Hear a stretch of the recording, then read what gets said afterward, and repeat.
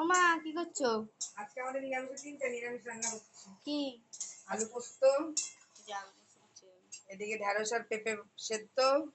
আচ্ছা, ঢেঁড়সের তো শুনলাম, পেঁপেটা কি হয় আবার? পেঁপে খাওয়া কত শরীরের পক্ষে ভালো জানিস? যেমন? এই গরমে শরীর ভালো থাকে, শরীর ঠান্ডা রাখে।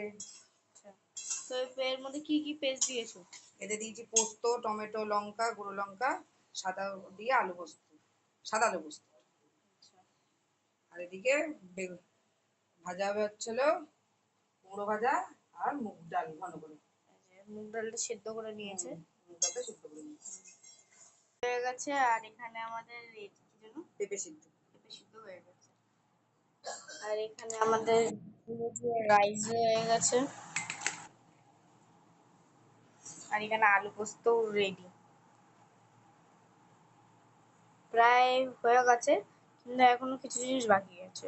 যেমন কুমড়োর মধ্যে একটু স্বাদ অনুসারে নুন আর হলুদ দিয়ে মেখে নিলাম। এখানে এবার এগুলোকে ছেড়ে দেবো, ভালো মতন ডিপ ফ্রাই করে নেবো।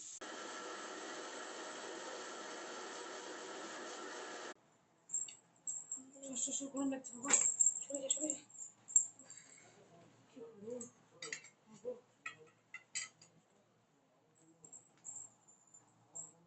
যে হয়ে গেছে, আমরা একটু বড়ি ভেজে নিয়েছি। হচ্ছে মেন পদে, যেটার জন্য এই ভিডিওটা স্টার্ট করেছি আর কি, তাই জন্য ফুল ভিডিওটা দিয়েছি। প্রথমে জিরে ফোড়ন দিলাম, তারপর দেবো তেজপাতা। এইবার হবে মেন জিনিস, সরে যাস না, এই ফুটবে। সেটা হচ্ছে কি কারি পাতা। কারি পাতা। কারি পাতা ডালে দিলে খুব সুন্দর একটা টেস্ট আসবে।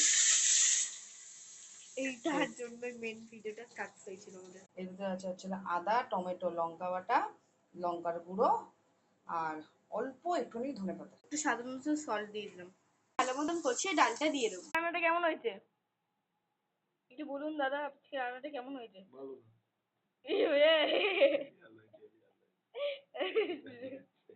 ওটা মজা, ঠিক আছে। খাচ্ছেন আর এই যে রাঁধুনি, আমি কেটে দেবো, কেটে দেবো।